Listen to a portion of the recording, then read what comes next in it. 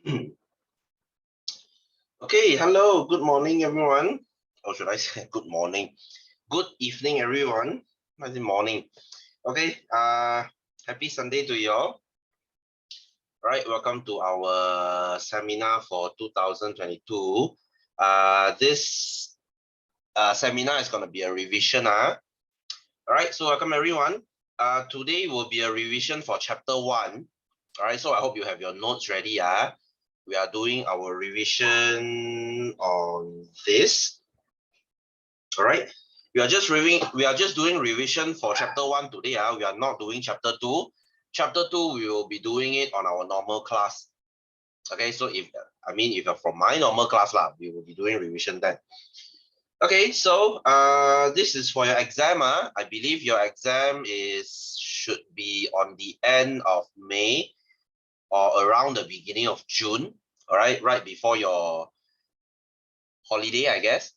All right, so should be around there lah. So without further delay, let's begin. So this will be your chapter 1. I will try to do more exercise today instead of talking on the lesson lah. So I believe some of you did not learn this from me last time. Okay, you learn it from either teacher Yu Qing or teacher Han Yi. All right, anyway, so this is our chapter 1. Science is a daily part of daily life. Don't need to memorize this thing lah. Okay, science is a discipline that involves systematic blah blah blah. Basically, science is about studying natural phenomenon. Okay, phenomena semula jadi. When you are learning the environment, basically you are learning science. That's all. Okay, natural phenomena. So what is the importance of science? Okay, they make us build tall buildings. Okay, because of engineering. We have TV satellite because of satellites. We have hydroponic. They can make us increase our crop yield. Okay, we have more tanaman. We have vaccine. All right. I believe the vaccine, the COVID vaccine you took like, I don't know, a few months ago, that is also because of science. Hey, you have to think about this. 100 years ago, that's not too long ago. Your grandpa's time, there was no vaccine. All right, there was no vaccine. And during your mom and your dad's time, vaccine takes like 10 years to make. It takes 10 years to make one vaccine. Now COVID takes just 1 year to make. That is because of science. Okay, very amazing thing. This one not coming out in exam, just for your own interest. All right, so next, fields in science. This one you can just read for fun because this one mostly they will come out in objective, which is the ABC one, the one you can tembak. So science has 3 major fields, which is physics. Okay, in BM it's called physics, and you have biology, and you have chemistry. What about these 3 there? They are the other branches of science. All right, so let's talk about physics. Physics is when we learn about energy and matter. We learn about energy. So what can you become when you learn physics next time? You can become an engineer like me. Okay, I was an engineer. I studied engineering, but I didn't like becoming an engineer, so I become a teacher. Okay, that's a weird thing. So what is astronomer is when you learn about outer space. Oceanographer is when you study about the ocean. Okay, meteorologist, this is not to study meteor, guys. Just because you see meteor doesn't mean it's meteor. Meteorologist is when you study about the weather. Okay, it's when you study about the your weather. So when they say Department of Meteorology Malaysia, that's not where they study about meteor. It's about your daily weather report. So every day on your phone, they will say, okay, how many degrees Celsius today? Is it sunny or raining today? What's the UV? Basically all your weather report, they are prepared by your Department of Meteorology. So they will tell you lah. Okay, so this is physics. And of course, biology, this is the hardest to study. This would be to study your living things. All right, you can be a doctor.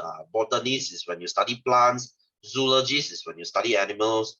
Okay, you can become a teacher too, or microbiologist or biologist. Okay, recognize this career.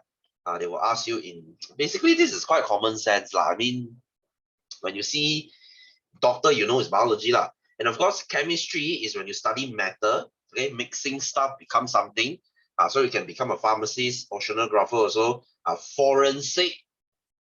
Forensic is mostly chemistry because you need to know what are the substances found on someone who is dead, okay, to determine how they die. So that is a forensic. All right, so basically these are the three main field of science. All right, three main field. Next time when you go to Form 4, when you go to Form 4, you decide to take science class, you'll be studying these three, okay, biophysics and chemistry. So if you are going to become a doctor next time, then you will branch into biology. Like me, if you want to be an engineer, you branch into physics.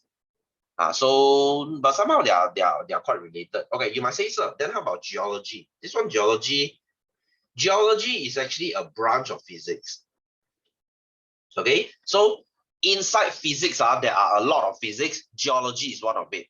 All right. So as you see the name geo, geo is geography lah. Geography is when you study the ground, right? So geology is when you study rocks. Okay, you study the ground. So you can become a geologist. So this was part of engineering. Because I studied civil engineering, basically I built houses. I study how to build houses. So I need to study geology. Why? Because I need to study whether a certain ground, let's say a piece of land, is it suitable for building? Not every piece of land can build something, all right? Because some ground, some soil, they are not suitable for building because they hold a lot of water inside the ground. All right. So if they hold a lot of water, you build something heavy on it, the thing will sink. You know your Leaning Tower of Pisa, the one in Italy, that is because they built on a ground that is not suitable for building. So after you build something, they start sinking. So the thing kind of got slanted lah. So that's that's not a very good thing to happen. So that is geology. Astronomy is also a part of physics. Okay, basically this is when you study planets, stars, and other objects then you can become an astrophysicist. Okay, astrophysicist is when you study outer space lah. Okay, this is not a very common thing to study in Malaysia lah. As Malaysia, that you don't really hear anyone study astronomy, very very rare lah. Because Malaysia we don't spend a lot of money on astronomy. It's not really our thing. All right, you can go and become NASA lah next time. Go to US if you want to study this. And of course, meteorology. This is also part of physics. Okay, why is everything physics? Why is everything physics? So meteorology is when you study weather. Right? I told you weather. You can become hydrometeorology. That means you study about the rain lah. Okay, you study about the rain. So meteorology lah. Anyway, so these are a few fields in your science. Okay, like I said, this thing will come out in objective. Okay, so you don't need to focus too much on here. This is basically your objective. All right, so examples of innovation in technology to solve problems. This one, read it yourself. We have all these things because of science. All right, simple stuff. This first column, not really coming out in exam, very, very seldom. Even if they ask, it's also just the basic. All right, let's go to the main point. Let's talk about apparatus. Okay, apparatus or radars in BM. This thing, for sure coming out in exam. For sure. Because this one is something you need to memorize. You know, when you need to memorize something, you know this is for sure coming out lah. All right, so this is your apparatus. Please learn how to draw them. Okay, please learn how to draw them, and please learn their name. Please learn their name. Then you might say, sir, how about the function? Do I need to memorize the function? Function is not too important. Okay, function is not too important. You would want to memorize the name more. Okay, name and the drawing lah. Drawing is very simple lah. Okay, so let's look at the first one. Boiling tube. This is tabung dide. Okay, tabung dide. And let's talk about the next one also. Test tube. This is tabung uji. They look the same, but they are not the same. All right. I'm not sure whether you have been to a lab and hold this tool before. Boiling tube is very thick. It is made of very thick glass, but test tube is very thin. If you drop this on the ground, okay, if you drop a boiling tube on the ground, this thing might not break. But if you drop test tube on the ground, for sure this thing will break. Test tube is very small and very fragile. whereas boiling tube is stronger. The name also say what, you see boiling tube, so you can straight away burn this with Bunsen burner. You can burn boiling tube straight. That means if you switch on your Bunsen burner when there's a fire, you can just put your boiling tube there. This thing will be okay. All right. But if you put your test tube there, please do not heat your test tube straight because this thing will break. All right. If there's a fire, you put your test tube there, this thing will break because they are very easy to break. I have broken so many of this. Okay. In my college, because college we use a lot of test tube, I have broken countless of this thing because this thing is so easy to break. It's really, really fragile. All right. So you see the function. This is to hold chemical untuk mengisi bahan kimia. Okay, just to hold. But this is to heat untuk panaskan because this thing can tahan a lot of heat. So you can burn this thing straight. All right. So that's why this thing is much more expensive. It's much thicker. So much the glass is so much thicker, so this is more durable. So boiling tube lah, tabung lide, and your test tube tabung uji. Right, next one. These two are almost the same. These three are the same. Okay, is to hold chemical, hold chemical, hold chemical, same function. All right, so you have your beaker, okay, beaker, and you have your gelalang cone, okay, conical flask, and you have your flat bottom flask, gelalang Tasa Lepe, is it? Is it Tasa Lepe? Okay. Sorry, my BM is not, I've forgotten some of it. Okay, that means the bottom is flat. So these three things they are almost the same, but the difference is their opening. Okay, the difference is their opening. So beaker, right, this is to hold large amount, whereas just now test tube is to hold small amount. Test tube, they can only hold like 10 ml. That's not a lot. But beaker, depends on the size. This thing can hold like 500 ml. Okay, maybe not 500, maybe 250. Maybe 250. So you see, much larger. And of course, conical flask has this closing mouth like a cone. So you know what's the good thing about conical flask? This thing will not splash. This thing will not splash. So if you are doing experiment and you need to shake this thing, you need to mix by shaking. Usually we use conical flask because if you shake this thing will not splash. Okay, it has a small opening like this. You see my IKEA bottle. If I shake it, this thing won't splash out because it has a small opening. So same goes to your conical flask. If you put acid inside and you shake it, this thing won't splash out. But beaker is different. You shake your beaker, this thing will just splash everywhere. So this has a better advantage of not splashing. So flat bottom flask, this is even bigger. A flat bottom flask can hold like 500 ml, and some of them can even hold 1 liter. This thing is really big. Like my IKEA bottle here. This thing is one liter. This thing can hold up to 1 liter. It's really, really big size. All right, so that's your flat bottom flask. Next, measuring cylinder. Okay, this is called your cylinder penyukat in your BM. So this is to measure liquid, measure volume of liquid. So you might say, sir, beaker cannot measure, man. Beaker can also measure because beaker has that scale there. Yes, beaker can. But you see, beaker, that scale is like 50, 50, 50. They jump very quickly. So 50, 100, 150, 200, 250, and so on. So it's not very accurate. Measuring cylinder will be more suitable. Because this one is like 1, 2, 3, 4, 5, or maybe 10, 20, 30, 40, 50. So this has more of that scale. So it's better for measuring. I mean, if you want to use beaker, can, no problem. But measuring cylinder will be more accurate. Because it has that graduation there, that scale there. So much better for measuring. And of course, your retort stand, this is your kaki retort. This is used to hold apparatus. If you need to hold something, you don't want to use your hand, you use a retort stand. Usually you use this to hold what? To use something very long, like your burette. Let's talk about this burette. Okay, this burette, they are very good in measuring volume. All right. And you see the difference between measuring cylinder. Measuring cylinder is to measure, but this is to measure accurately. Burette is so accurate, you can measure it up to drops. drops. If let's say you are adding a very strong acid and your teacher tells you, I only want you to add 5 drops. You cannot measure 5 drops with measuring cylinder because this is too big. This is why you use a burette, because burette has a very small opening here. You can just open the opening just a little bit so that it starts dripping. So you open 1, 2, 3, 4, 5, and then you close. This thing can use to measure in drops. Very accurate. You can measure this thing up to 0.1 ml. 0.1 ml, that is really, really, really small. So that's your burette lah. If you want to measure something really accurately, I use this all the time in my college. Because in my college, we do something called neutralization. It's when you add acid and alkaline. Remember, you learned this in primary school, right?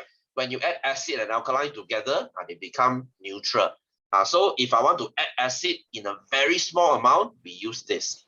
Very, very good in measuring liquid, okay, accurately. Whereas your pipette is the same thing. Okay, your pipette is the same thing. But pipette, they cannot measure liquid in drops. They have to measure it in fixed volume. Okay, in fixed volume. Let's say this thing says 1 ml, and then there's a line here. If you draw your liquid up to here, then it's 1 ml. What is this good for? It is good for if you want to keep repeating measuring the same volume. Okay, for example, do you know where can you find your pipette? You'll find this in your cosmetic product. Sometimes, okay, when your mom applies a serum, go and ask your mom. When she put a serum on her face, a serum is like a thing for your face. So they will include a pipette inside. That means you squeeze that bubble at the top, it will draw liquid up to this line. And when you reach this line, you will get 1 ml. Because if you apply something like cosmetic, every day you need to measure 1 ml. So every day, as long as your liquid is up to this level, that is 1 ml. So very convenient if you want to do something repeatedly. So this is to measure a fixed volume of liquid. Okay, this is good for repeating. So pipette actually look like this. Okay, I was just showing this to my other class just now. You see, on top of the pipette, there's actually a balloon. When you squeeze it, this thing will draw up. Of course, in the lab, they will use a digital pipette. This is even better. You see, this is digital. It's even more accurate. But this is mostly for expensive lab work lah. Okay, there are even pipette that's like 5 pipette together. When you draw liquid, you can draw 5. That's even better. Okay, but that one is very expensive lah. So this is to repeat something, to repeatedly measure a fixed volume of liquid. So in BM, it's called pipette. All right. So if you want something very accurately to be measured, it will be these two. These two, they are very accurate. This is why we seldomly use measuring cylinder, because this is not very good for, you know, measuring stuff. All right. So next, your your tripod stand. This is to support your apparatus during heating. When you want to heat something here, you put your Bunsen burner down here. That's your tripod. This is called Tungku Kaki Tiga, I guess, in your BM. And of course, you have to use this thing together with your wire gauze. You have to. This is called something Dawai. I also forgot the BM name already. Okay, you have your BM notes. It's stated there. Sorry, my BM forgot already. So this wire gauze is to put it up here. Why do you need the wire gauze? This is to spread the heat evenly. Why do you need to do that? Because you see, if I just put my beaker here, if I just put my beaker here and I heat my Bunsen burner straight like this, I'm only heating this point. So the heating will be very slow. But if I put a wire gauze here, all right, and I put my beaker here, can you see this heat will distribute very evenly? That means the whole bottom of the beaker is heated equally. It's about heating equally. I don't want to heat just one point, because that would be a very stupid way to heat something. That's why you see your mom's stove, when she's cooking something on the stove, can you see there's a lot of fire? There's a round of fire because they want to heat that pot equally. They don't want to just to heat one point because it will be very slow. So that would be your wire gauze. Okay, this is to spread the heat evenly untuk menyebarkan haba. Okay, dengan sekata. Next is your evaporating dish. This is called mangkuk penyedatan. Something pinggan penyedatan. So this is, as the name says, evaporating. This is used to evaporate stuff. That's why the opening is very big. It's like a bowl. Gas jar. This is called balang gas. So the name already say lah. This is to contain gas. All right. And of course, the last one is a filter funnel. This is called corong turas. Right, so this is to filter, as the name say, is to filter your solid. So how do you filter this? You need to use a filter paper. Remember, this thing alone doesn't work. You need a filter paper. So you need a filter paper. This is called kertas turas. What is your filter paper? This is not like your A4 paper. Your filter paper is like your coffee filter. Have you seen someone drink coffee before? Okay, they will use a filter paper to filter that coffee bean, right? That's the filter paper lah. You can get it from supermarket. You just ask them for a coffee filter, they will tell you. It's like a very thin piece of paper to filter out, sand or whatever that you want to filter out. So that will be your filter funnel. All right. So these are our apparatus that you should memorize. All right. You might say, sir, I see some reference book or there are much more apparatus to memorize. Should I go and memorize them? Yes, you can, but it's not needed. All right, it's not needed. I mean, there are like 30, 40 apparatus in your lab. Should you memorize all of it? If you have the time, why not? But the exam is usually covering these few. All right, this is good for 80% of your question. The other 20%, if you really want to squeeze that out, you might say, sir, what if those things come up? Then you go and memorize law. Okay, and as I said, learn how to draw them and learn their name. That will be more important. The function, not so much, because usually they don't ask you to write your function. Usually. I'm not saying they won't come out, but usually they won't ask for the function. I mean, the function is kind of common sense, isn't it? I would want you to memorize the name more important. The name is much more important. Okay, so next one, laboratory rules. I don't need to tell you this, isn't it? This is like common sense. Okay, what you shouldn't do and what should you do in the lab? Do not enter without permission. Never start an experiment without the teacher's instruction. Obviously, read and understand the instruction beforehand. Of course, use the chemical correctly and carefully. If not, what? Eating, drinking, and playing are prohibited. Of course, do not take the apparatus out of the lab. After using, keep the apparatus in the original place. Well, you don't say. Make sure the place is always neat and clean. No shit. Wash all the apparatus and throw away the waste according to the correct procedure. You don't say, Sherlock. Okay, so this one is really, really simple. This is like your political moral lah. Don't tell me you don't know this. So, you know what? No need to memorize this. What's there to memorize? Okay, anyway, let's look at our hazardous symbol. Okay, hazardous symbol. This is very important. Okay, very important. So the first one, irritant. This is called merengsa. Okay, merengsa, something that makes you uncomfortable. All right, something that irritates you, as the name says, irritant. So chemicals which irritates your eye, nose, and throat. The detail don't need to memorize lah. Just memorize the symbol and the name and the example.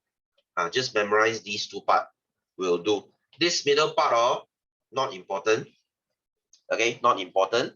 So irritant is something that irritates you. When you smell it, it hurts your throat. For example, ammonia. You know it's ammonia? The thing found in your pee. You know when you go to the toilet, that pee smell, that's your ammonia. That's your ammonia. So do you know where else can you find this? You'll find ammonia in your hair dye. When you dye your hair, so I'm not sure whether you have seen this before. When you buy that tube of hair dye, I mean, if you want to dye your hair yourself, that tube of hair dye, on it, there's this symbol. Okay, that's this symbol. Why? Because this thing is really smelly. It smells like your pee. And if it is concentrated like your hair dye, it's going to hurt your throat when you smell it. So that's irritant. This is not going to kill you. Okay, you smell this, this will not kill you, but this will make you very uncomfortable. Okay, it hurts when you inhale them. Same goes to chloroform. This is not chloroform, chloroform, FOAM. You know it's chloroform? Have you heard of this thing? They use this thing to kidnap people. All right. Have you seen kidnapping before? They will put some kind of chemicals on a piece of cloth, and then when they close you, then you go, then you faint. That's the chloroform.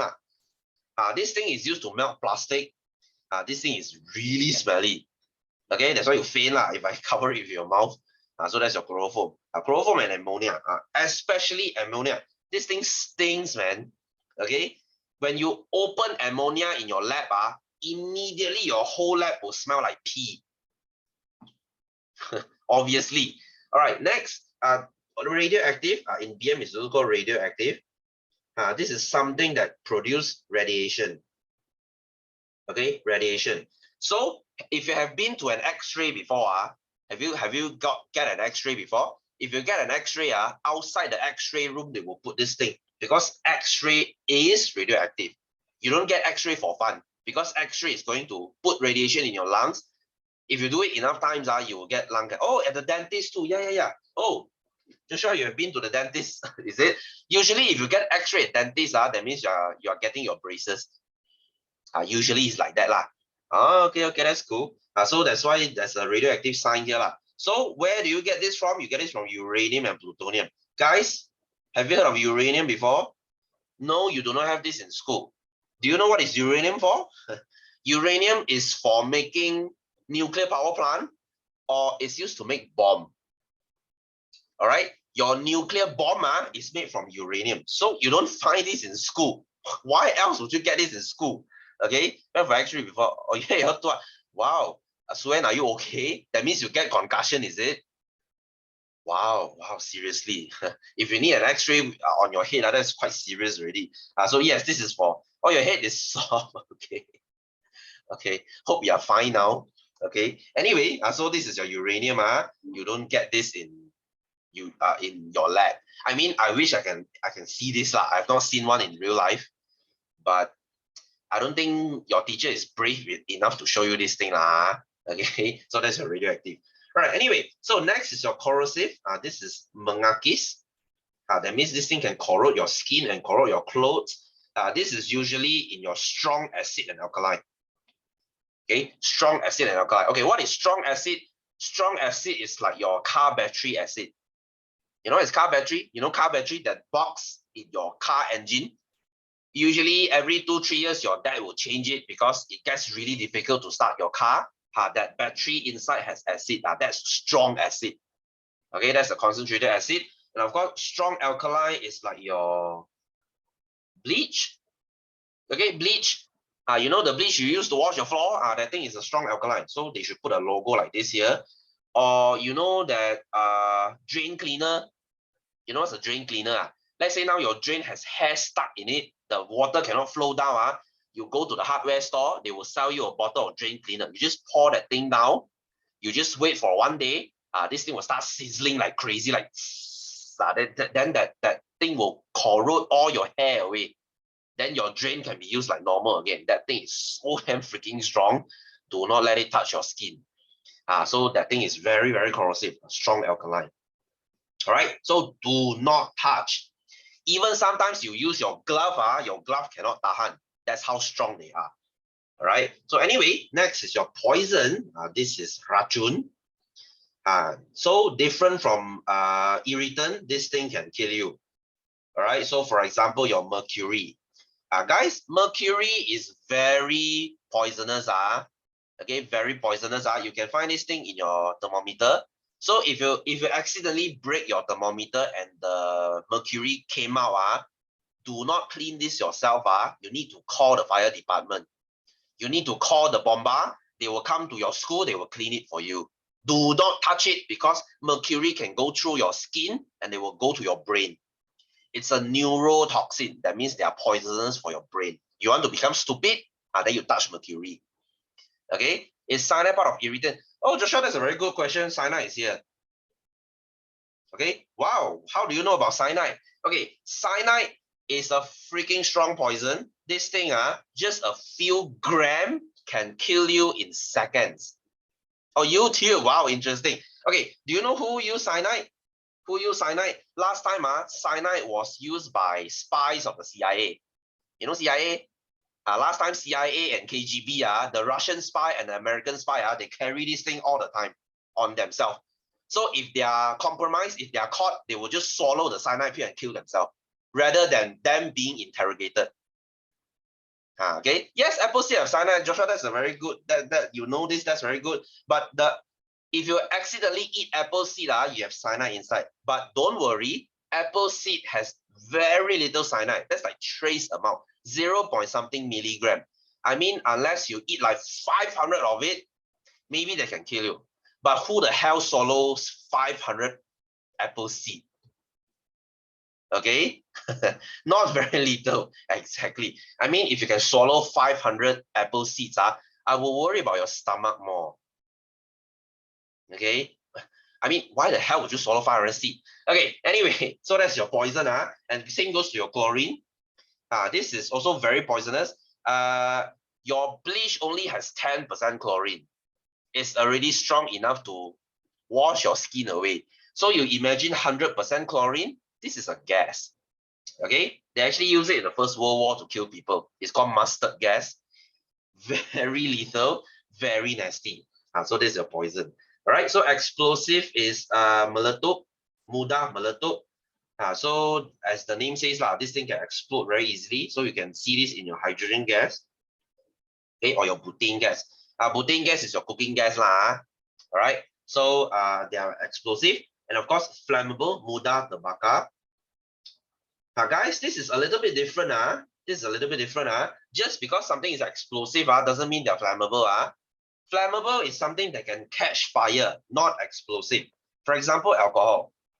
Okay, so last year, because of this COVID, if you have bought like one big jug of alcohol to be used as sanitizer, on that jug of alcohol, they actually put this thing, okay, flammable. All right, so do not put your alcohol into anywhere hot. All right, that means do not put your hand sanitizer in your car. Do you know you shouldn't do that? I mean, some people, they are even so stupid, they put their hand sanitizer on the dashboard. They let the sun shine on the hand sanitizer. You want your car to catch fire? Please do that. All right, because alcohol can catch fire really easily. Come on, alcohol is a fuel. Okay, do you know you can use alcohol to make bomb? You know what's a Molotov cocktail? You can use this to make a bomb. So please don't play with alcohol. This is very flammable. Same goes to your petrol. So these two, they are flammable. They're not explosive. That means if you put fire to petrol, they will only burn. They will not explode. Explode is a hydrogen gas. Okay. Yes, gasoline. The US, they call it gasoline. Okay. This is this is just one another way of them saying it. Okay. I don't really like the US system. Okay? You shall see why later. Okay. Anyway, we just call it petrol. We don't call it gasoline. So safety measure when using chemicals and apparatus. Common sense as well. Do not point the mouth of the test tube at your face. Well, I wonder why. Okay, use safety goggles when mixing. Okay, keep highly flammable chemicals away from heat, as I said just now, same as with alcohol. Do not taste or smell anything. I don't think I need to tell you why. Okay, so next types of accidents are, okay, what happens in the lab when you accidentally ingested chemical. So you try to induce vomiting, scratch your throat so that you vomit that poison out and rinse your mouth with a lot of water. Hey, this thing is actually mentioned in your bleach. If you buy any cleaning product, they actually put this at the instruction there. In case if you accidentally ingested this, please induce vomit and rinse with water and you see a doctor. So if you accidentally inhale toxic gases, okay, you exit the lab and you obtain fresh air. If you burn yourself, okay, you use tap water and run water on it and you apply medicine. Guys, please do not apply toothpaste to any burn area. Toothpaste doesn't work like that. Okay, and of course, if you're exposed to acid and alkali, wash with plenty of water and you consult your doctor. Common sense guys. Okay, I don't think I need to go into this. Okay, so moving on. This is not coming out in exam, same like your laboratory rule. Okay, moving on. Okay, let's talk about physical quantity. This thing is very, very super ultra important. Okay, I can guarantee you they will for sure come out in your exam, which is your 5 physical quantity, or I like to call it SI unit. Okay, so what is this? Your SI unit is the unit that is standardized by a governing body called SI. Okay, this is called Système International something. It's a French body. All right, so why standardize everything? Because you see, just 50, 60 years ago, different country has different ways of measuring things. Like in China, for Chinese, we use something called Jing, Jin, Jing. Jing is a old way of measuring things, and then we have Liang. Jing and Liang. They are two units of us Chinese measuring things. But when you go to the Western countries, they use something like ounce, okay, pounds, stones, so things like that. So you see, when it comes to trading, that's not a very good unit to use, because you use different unit, I use different unit. So how are we going to trade? So the SI said, you know what, let's standardize everything. So you have 5 physical quantities here, 5 basic quantities. So you have your length, okay, panjang, we use meter. Okay, mass, this is called jisim. This is not weight, guys. Weight and mass is different. Mass, we use kilogram, kg. Time, we use second, s. Temperature, we use Kelvin. You might say, sir, why use Kelvin? I thought we used Celsius, right? I thought we use Celsius, right? Celsius is very easy to use. Celsius, 0 means ice point, 100 means steam point. Water will change into ice in 0. Water will change into steam at 100. You might say, sir, why don't we just use Celsius? But you see, scientists, they don't like Celsius. Scientists, they like Kelvin. Why? Because Kelvin has no negative. Okay, Kelvin has no negative. Celsius has negative, right? Like your freezer is below 0. All right, like when you go to North Pole, North Pole is like negative 30 degrees Celsius. But Kelvin is no such thing. Kelvin starts from 0. All right, so like 27 degrees Celsius is equal to 300 Kelvin. So this is why scientists, they like Kelvin, because there's no negative. But for normal people like us, when I say 300 Kelvin, people look at you at, what is 300 Kelvin? They don't understand. So this is why we use Celsius. All right, but scientists, they use Kelvin. You will learn this in Form 4, because we don't usually use Kelvin. But for, okay, let's look at electric current. Current, they use ampere. This one, you can find this on your plug. You know, your charger, your plug. Later, you remove your plug from your wall, your charger, you see that they say 13A. The A is the ampere. Okay, that's the amount of electricity going through your charger. That's your electric current. All right, so after we standardize everything, everything becomes very convenient. Very convenient, because you see, 1 meter in Malaysia is the same as 1 meter in China, is the same as 1 meter in France, whatever. So that's why the whole world, besides 3 countries, the whole world, they use this unit already. This is what we call the standard unit. Okay, the standard unit, or we call it the metric unit. We call it the metric. When it comes to, when people tell you they use metric, that means they use this thing. All right, but 3 countries, they still use the retarded unit. For what are the 3? You have your Myanmar, okay, very undeveloped country. You have Liberia, which is an African country, and of course you have USA. I tell you USA, they are just weird. Everyone is using metric, but they are the one using imperial. What is imperial? I'm sure you have heard of inch. You have heard of feet. You have heard of miles. These are just retarded units. Everyone is using this already. You go to Germany, you go to France, you go to anywhere, they will say meter. But if you go to the US, you say meter, they will look at you like you are some kind of alien. Meter? What's meter? Okay, imperial is complex. What's imperial? Okay, oh, you mean imperial, is it? Not complex, they are just inefficient. They are just a stupid unit. Hey, you see, 12 inch is 1 feet. Why 12? Why not 10? All right, when you go and buy something, you say you either buy 10 or 20 or 30. Why would you buy 12? Okay, so 12 inch is 1 feet.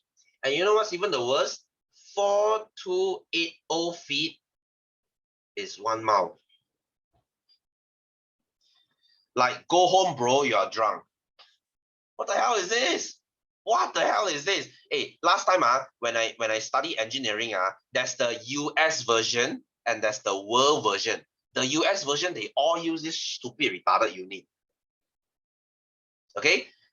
You see metric, metric is so much better. You see, 10 mm is 1 cm.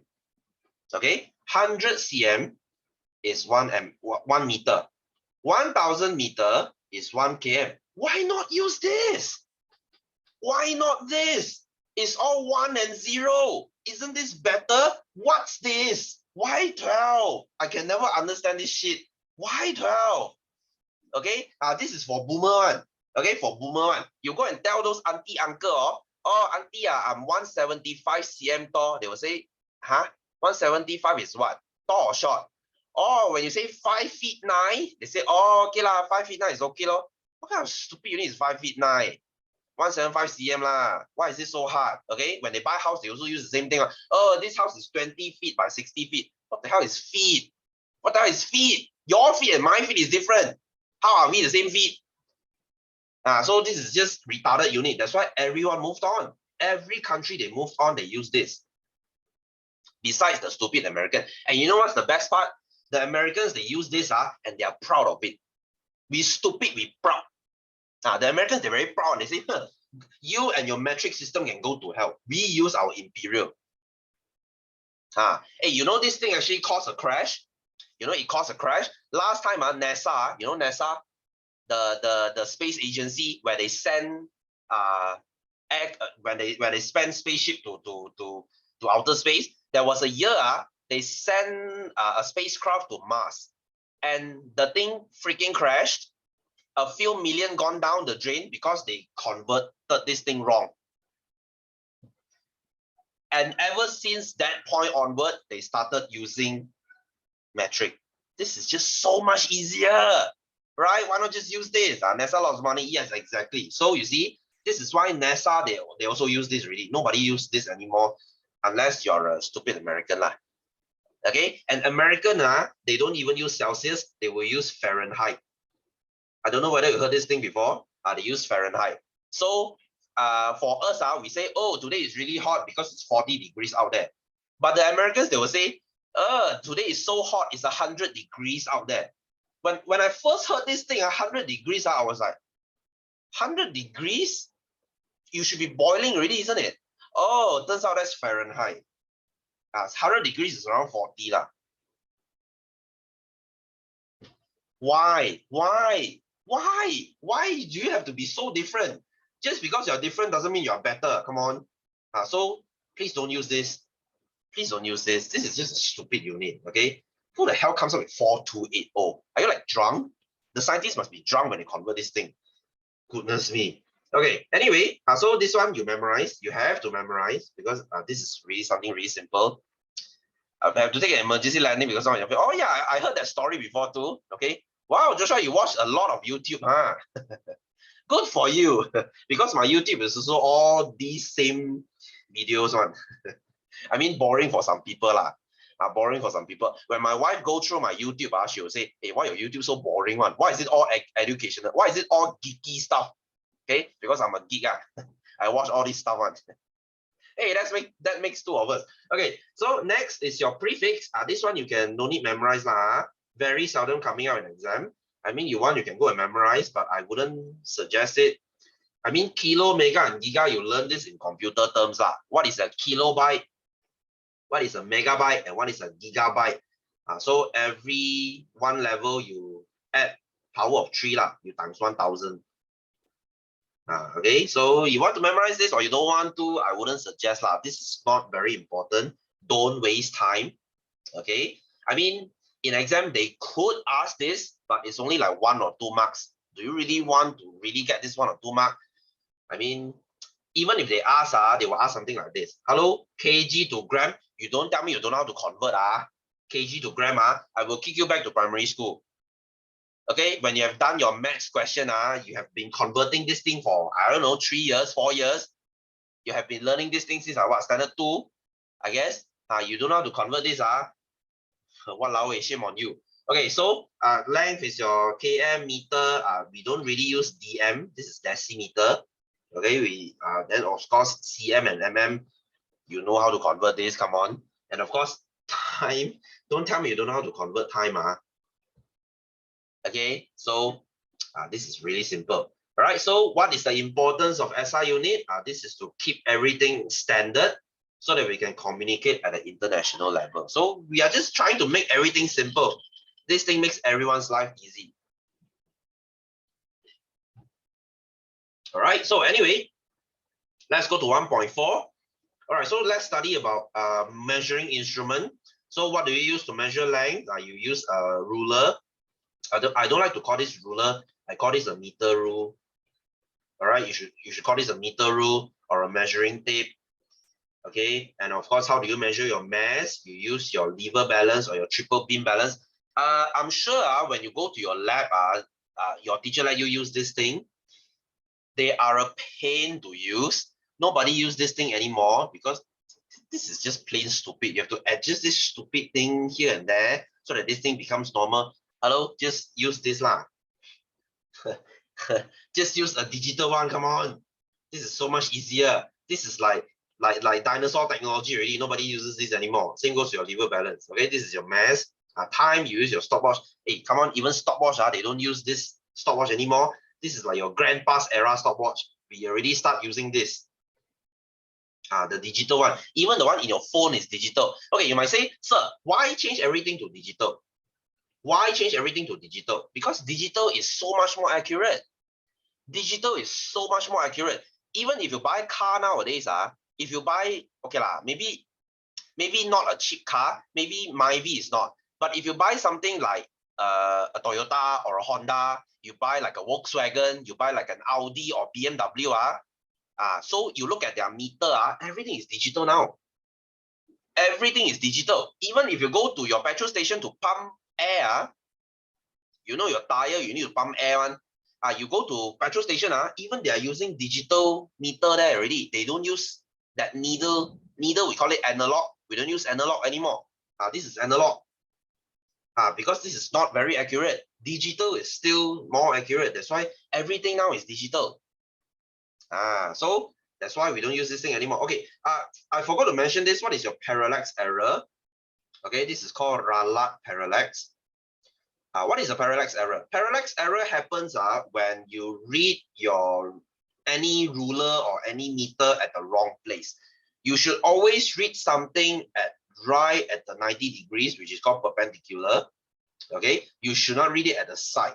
Like your clock you should look at your clock right in front, not from the side. Because if you look from the sides, they are going to differ and you see the time wrongly. So this is why you have parallax error. Right, this is why you use digital. Can you see why now? When you use digital, there is zero chance of parallax error. No parallax error. There's no needle here. How do you get parallax error? So this is why everything is digital now. Okay, technology. So your time is the same thing. Okay, you use your stopwatch, and then temperature, you use your laboratory thermometer and your clinical thermometer. They are actually the same.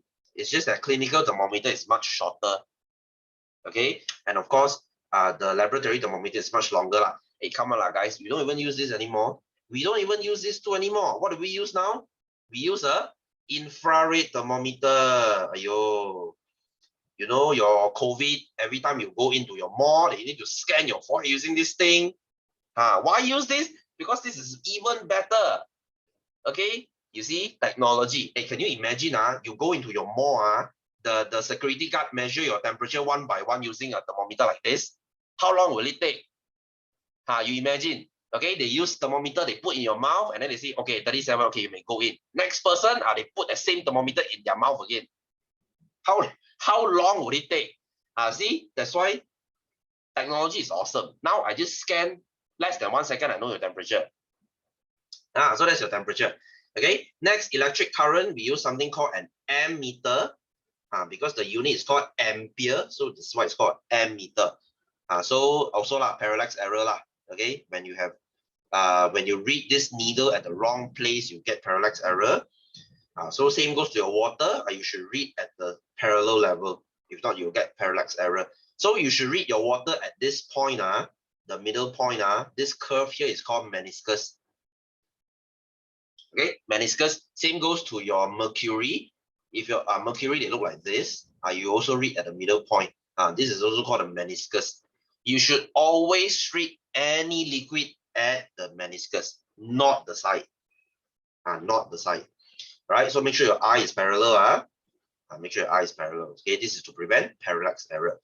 All right, so next, how do we measure something more accurately? We have something called your caliper and your micrometer screw gauge. All right, these two, I'm sure this is like a pain in the ass for you, isn't it? Sir, I don't know how to read this thing, this is so complicated, isn't it? So this is actually very simple. Okay, very simple. So, you know your ruler, right?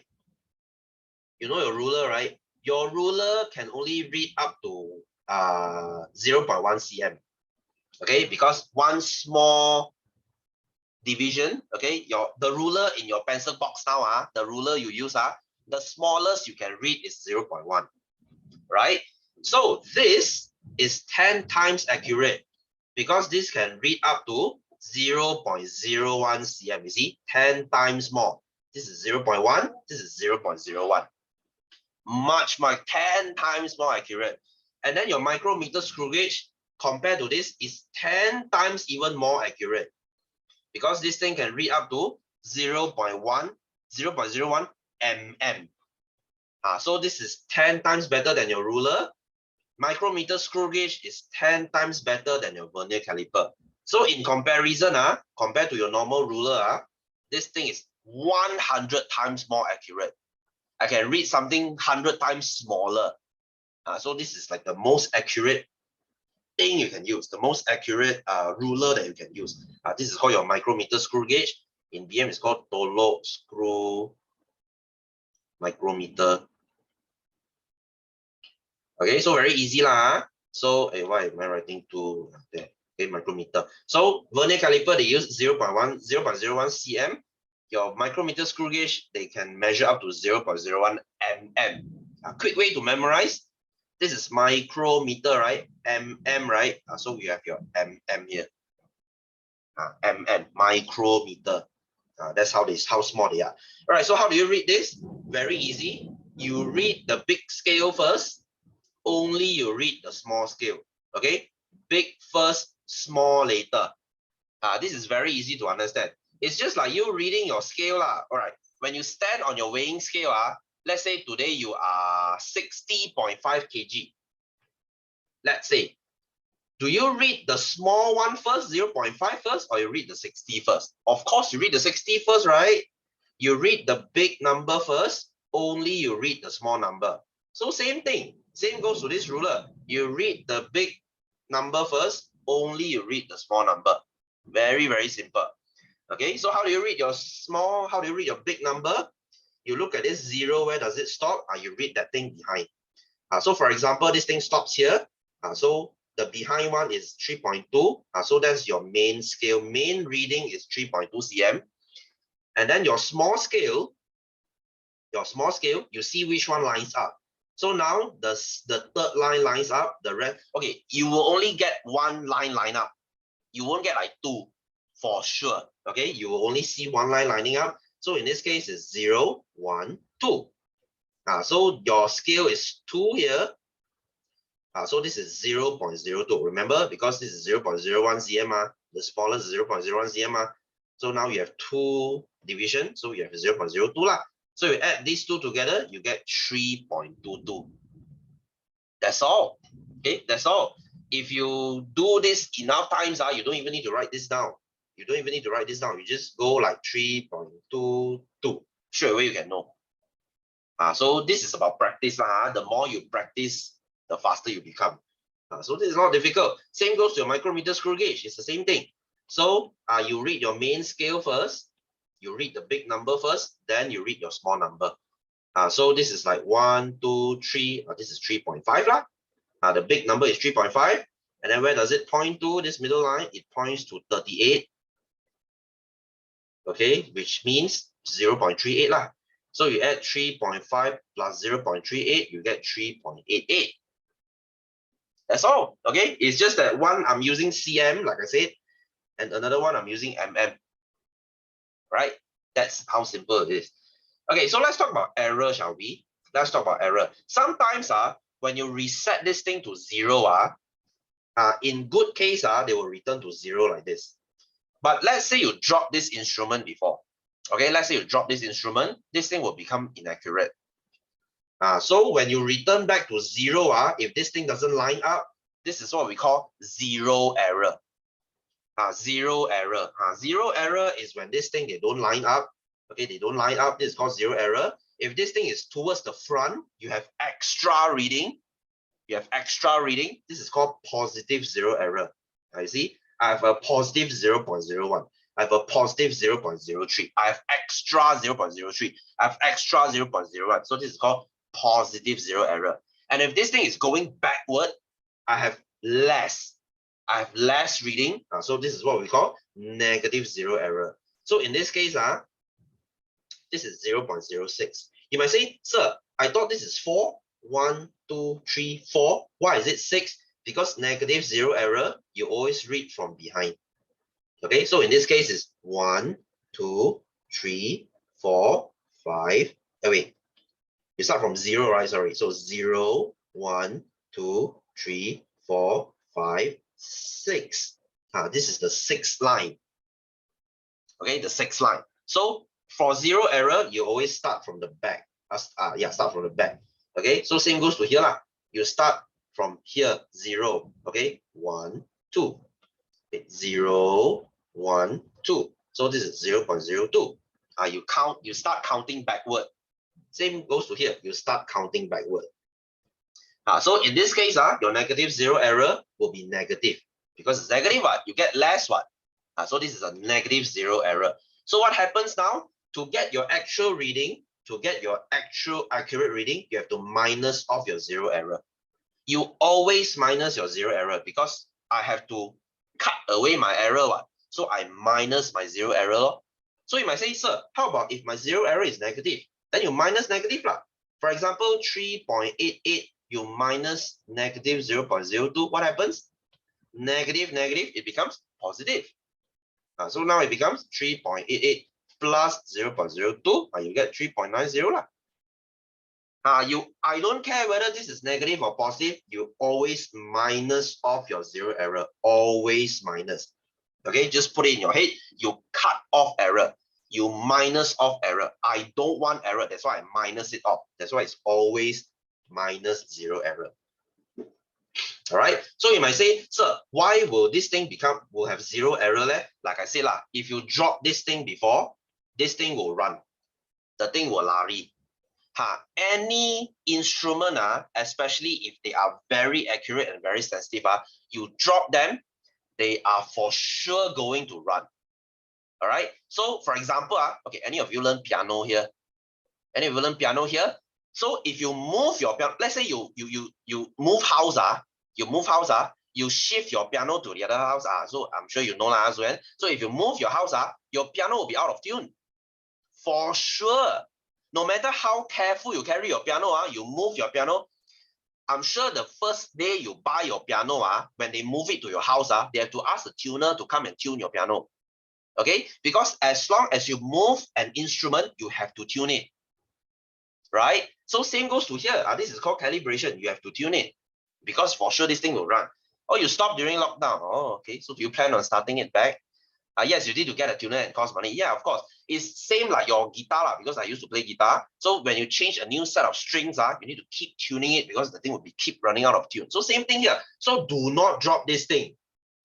Do not drop this thing, because if you drop it, this thing will lari. This thing will for sure be wrong. And you see, this is so sensitive. 0.01 mm. Hey, you know how small is this? This is thinner than your hair. This is thinner than your hair. So this thing can easily just run a little bit out, then your whole thing will be off. So same goes to any instrument.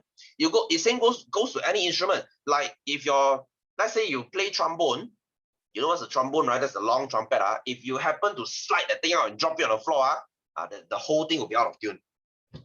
So same goes to all these instruments. Do not ever drop your instrument. I mean, if you drop it, then this thing will be off. Okay, so if your school's one is like this, have zero error one, that means someone at some point they dropped this thing before. So just be careful, okay? Or you can just use digital, guys. Just use digital, problem solve. This one, you drop how many times, they also will be accurate one. Digital is very powerful. That's why we all use digital. Easy to see, no parallax error, won't run out of tune one. Okay, this is very accurate. It's like your digital piano. You drop your digital piano, this thing also won't out of tune one. Okay, you don't need to tune your digital piano. Okay, so then you might say, sir, why do we still use acoustic piano? Because piano is about being classical. You still need to use something classical. It's more of a nostalgic thing already. But if you really want to compare, digital is always better. Okay, they are more accurate, they are more advanced, they have less room for error. Okay, so that's why you use the digital. Even your stopwatch, your phone nowadays, everything is digital, right? Because it's simply much better. Okay, so let's look at error. Okay, so just now we talked about zero error and parallax error, right? They belong to two bigger groups of error called systematic error and random error. This is called Rayleigh systematic, and your Rayleigh, what is it called? Rayleigh, what is it called? Random error in here. Oh shit, I forgot. Rayleigh. Oh damn it, I forgot. Okay, so random error. Okay, what is systematic error? Systematic error is something that's systematic. Okay, what do I mean? Like your zero error. If you use this ruler, if you use this vernier caliper to measure something, it will always be a positive error of 0.03, right? If the error is constant, if the error doesn't change, that is what we call a systematic error. Okay, so they are always constant, but random error is the headache one, because random error they will run. Wait, Rayleigh C5 is here. Okay, Darshan, Rayleigh C5 is this one. Thanks for reminding. Rayleigh C5 is 0 because C5 is 0. This is Rayleigh. What is random called again? That word escaped my head. So this thing is random. This thing will jump around. Like if you measure something, sometimes it will be positive 0.01. Sometimes it will be negative 0.03. Sometimes it will be positive 0.04. This thing will just run around. That's your random error. This is very frustrating and very headache to do. So how can you reduce your error? Okay, guys, how to reduce error? Very easy. You do more times. You do more times. Why do we repeat experiments? We repeat to reduce error. Okay, because if I really want to reconfirm something I do, I will repeat this. If this thing can be repeated for many, many times, that means this thing is not wrong. Okay, if your result just jumps around, that means something is wrong with your experiment. Your experiment is wrong. Okay, so anyway, moving on. So about estimating, you don't need to focus this one. How do you estimate length, estimate area, estimate mass? This one very easy. I want you to focus on this. Oh, sorry. I want you to focus on this. This is called Kaedah Sasaran Air. This thing, they love asking in an exam. I don't know why. Every time exam, you will see this thing. Okay, so what is water displacement method? If you want to measure a volume of something irregular, let's say a stone. Okay, let's say your stone, okay, a stone is never regular, isn't it? How do you calculate the volume of this? You cannot, because this is not a cube. This is not a sphere. You cannot. So you put it in water. So let's say if your water is 15 cm and when you put it in, this becomes 23. I displace 8 cm of water. I push away 8 cm of water. That means my stone is 8 cm. My volume is 8 cm. This is what we call water displacement method. Displacement means I push away. I push away how much water. That means how much volume I am. So this is water displacement method. Kaedah sasaran air. I push water away. So focus on this. For sure, this exam you will see this one. Okay, water displacement method. Okay, so next, density. This is one of the most important part of this chapter, ketumpatan. Please focus here. Okay, please focus here.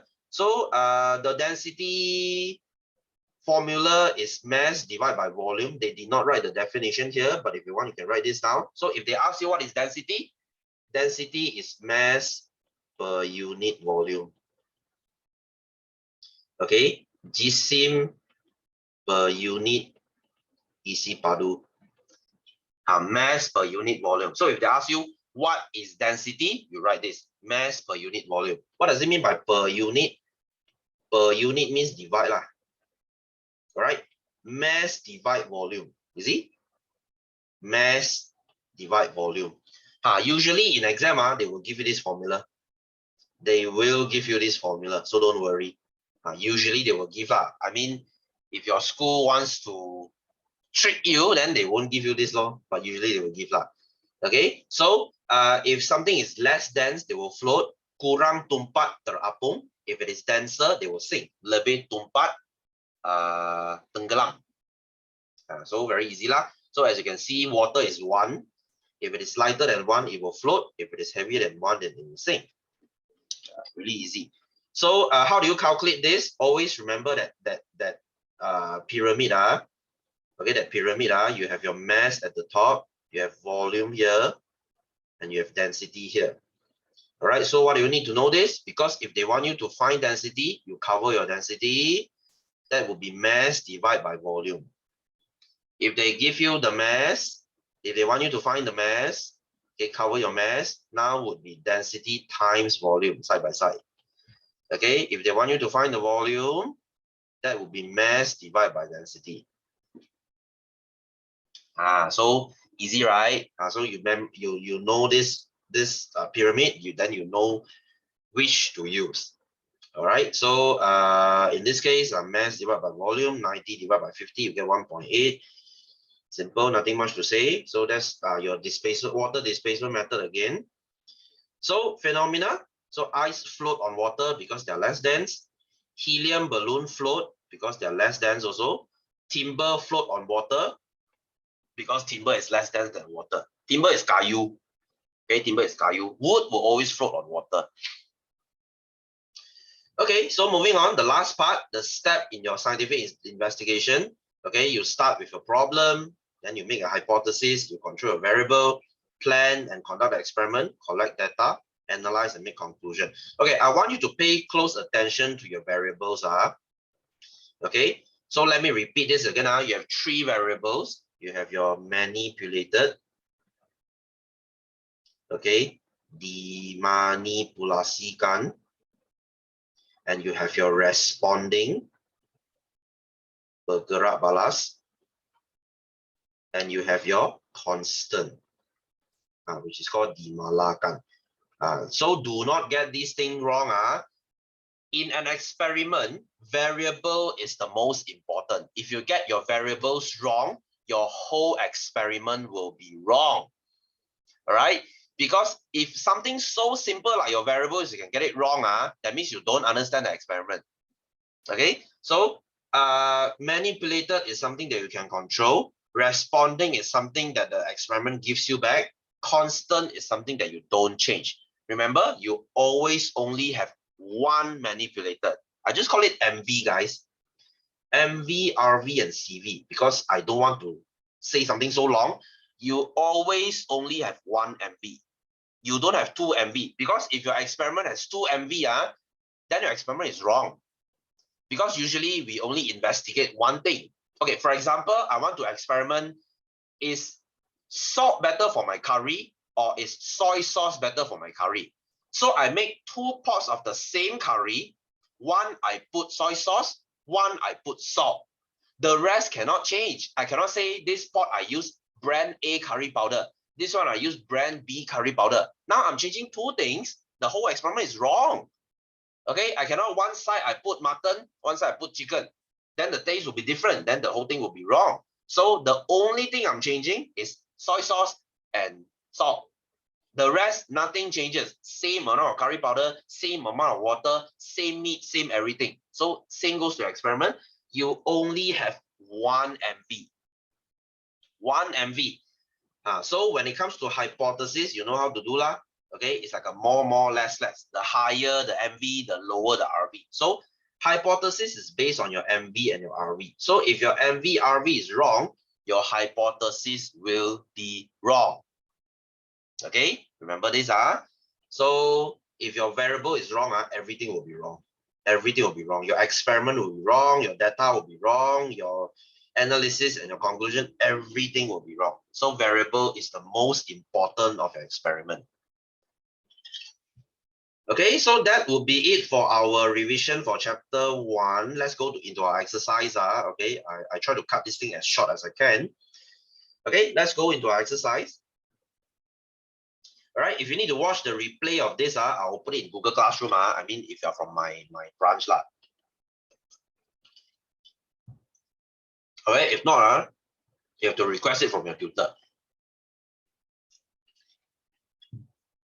Okay, so moving on. Let's go to our exercise. I will not do objective for today. This one, I save it for your exam. Okay, 1 day before your exam, you do this. You do this, treat it like your revision. So I'll leave it for you to do because this one very simple. Let's do the hard one. Today, let's do the hard one. Let's discuss the hard one.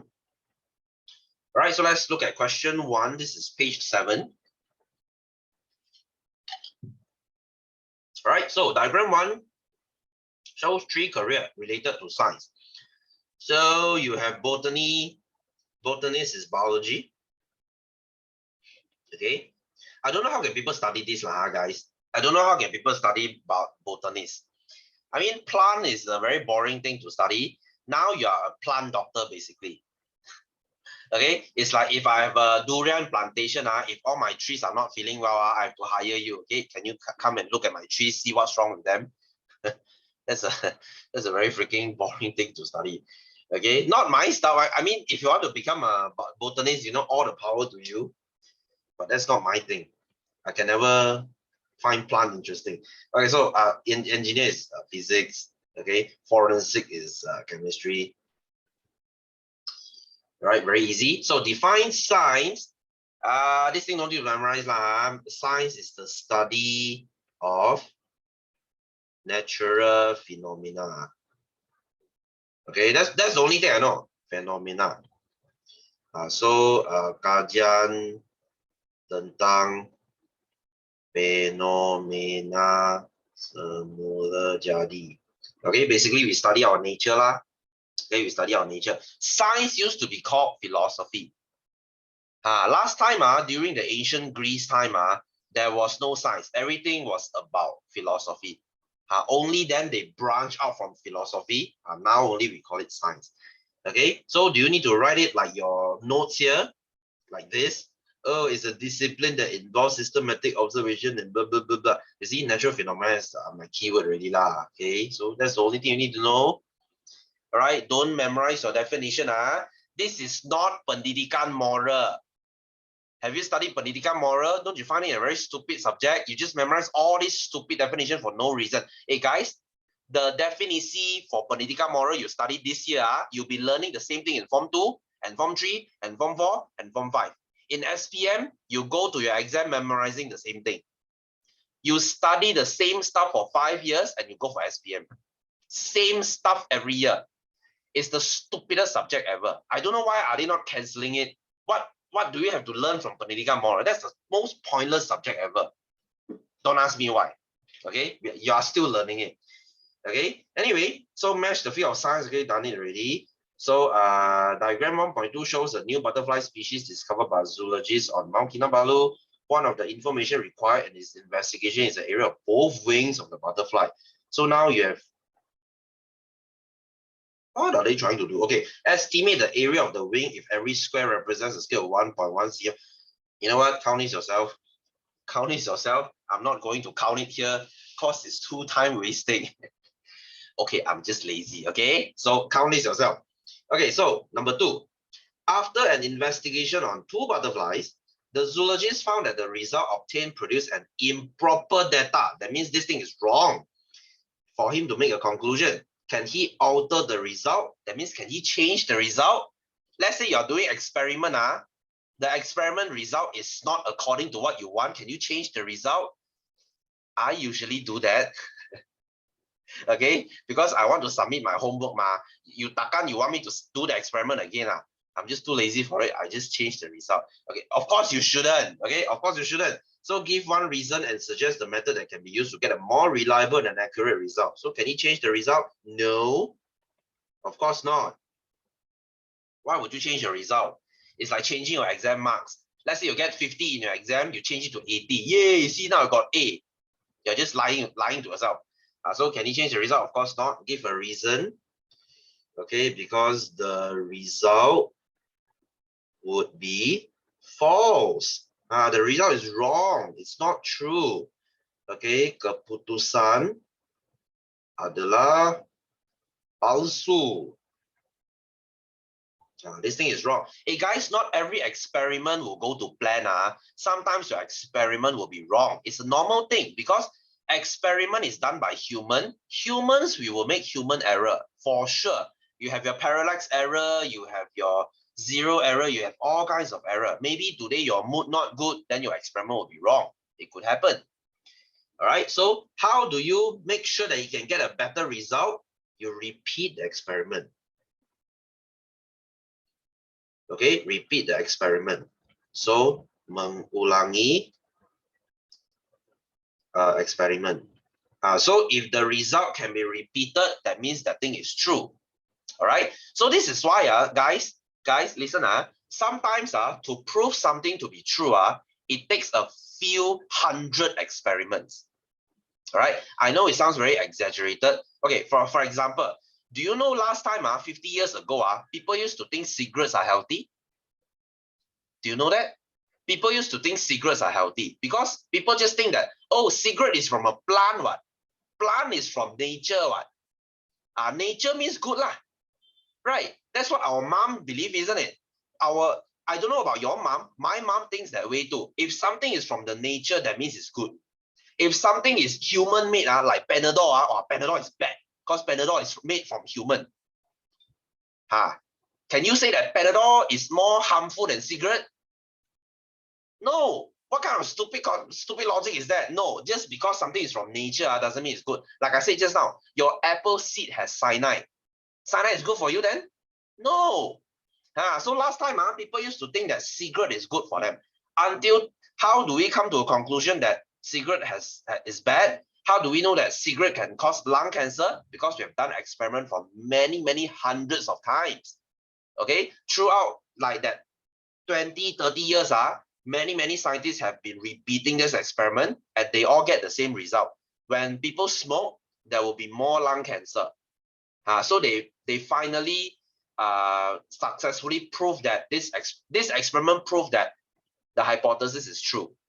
Okay, because last time people didn't believe that. Okay, when scientists said that smoking can cause lung cancer, nobody believed until they did this experiment, and now everybody believe it. So you see, science is like a process. Okay, sometimes it takes years to prove something. So you see, cigarette took like, I don't know, 40, 50 years to prove that it is dangerous. Then you might say, sir, how about vaping? You see, how about vaping? You see, vaping is different. You might say, sir, is vaping dangerous or vaping is not dangerous? Because nowadays, you might say, then how do we know? Vaping is still very new. Vaping has only been coming out for like, I don't know, 10 years, 10 or 20 years. No, maybe not 20, maybe 10 years. So how do you know vaping is good or not? Nobody knows because this thing is still very new. All right. What if you keep vaping until 30 years later, only the experiment prove you that, oh, vaping is actually very bad for health. It's equal to cigarette. It's equally bad as cigarette. Then only you say, oh shit, I've been vaping for 30 years. Only now I know. So what's the best thing? Best thing is not to vape. Don't smoke, don't vape, because vape is not proven. Okay. The manufacturers those who are selling you the vape, they tell you vaping is more healthy. But is it though? Nobody knows. It's still something very new. So that's why I say experiments should be repeated. Okay, you should always repeat an experiment to prove that this experiment is true. Okay, so state 2 scientific attitudes and values that need to be practiced by the zoologist in order to make more accurate conclusion. So how can he make his, what attitude should he have? He should be, I don't know, curious. Okay, semangat ingin tahu. I'm just coming up with my answer lah. Curious and not afraid to make mistake.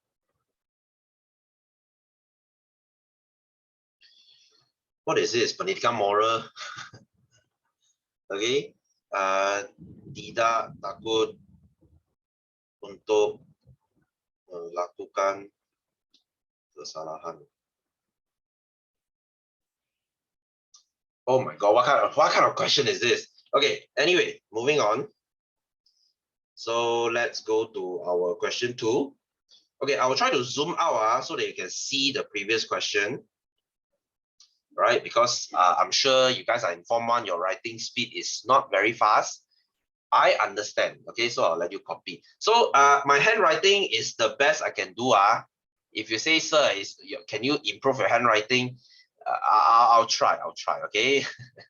But honestly, this is the best I can do because I write very fast. Okay, I just want to do as many questions as possible. So the first one is your vernier caliper.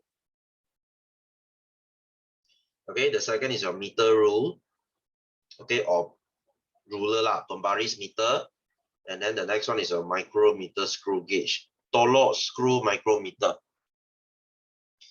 Okay, I'm writing short form. Okay, don't write short form in exam because I'm just too lazy. As long as you get the point. Guys, this is for you to read. All right, before your exam, read exercise. Don't read the notes. You wouldn't absorb. Let's say tomorrow is your exam, you read this thing, you wouldn't absorb one. I would want you to read your exercise better. Read this. So this is for your own reference one. You want to draw a Hello Kitty, I don't care. Whatever, as long as you memorize, as long as you understand. So B, state 3 function of the measuring instrument X. What is this for? So many things you can measure. Okay, you can use it to measure the length of an object. Okay, you can use it to measure length, the panjang. You can use it to measure the inner diameter. And of course, you can use it to measure the outer diameter. Diameter dalaman dan diameter luaran. That means if you're measuring a cup, you're measuring the inside and the outside because it has this thing. Can you see this thing? This is to measure the inner diameter. This is to measure the outer diameter. If you want to find out how thick your cup is, you measure the outer, then you minus off the inner, that will be the thickness of your cup. Okay, I don't think they will give 3 marks here. This is too generous. Again, guys, do not write point form in your exam. I don't know whether teacher Hani and teacher Yuxing got tell you all, do not write point form. So why am I writing point form? This is easy for you to understand. Okay, you have to write in continuous sentence form. Do not write point form. Do not write short form. This is for your convenience. In exam, you have to write everything in full.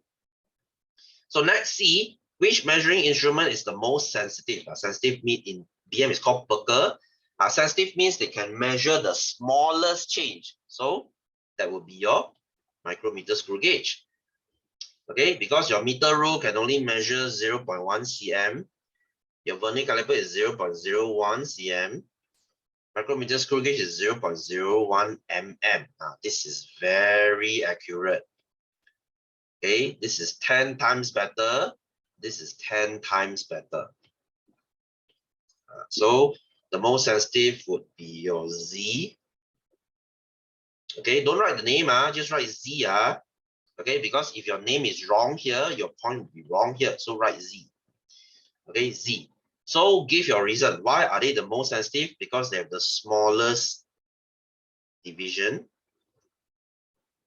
which is 0.01 mm. Okay, what is division called in BM? Is it called pecahan? Pecahan terkecil. Okay, the division that is the smallest, 0.01 mm. So able to measure the smallest change.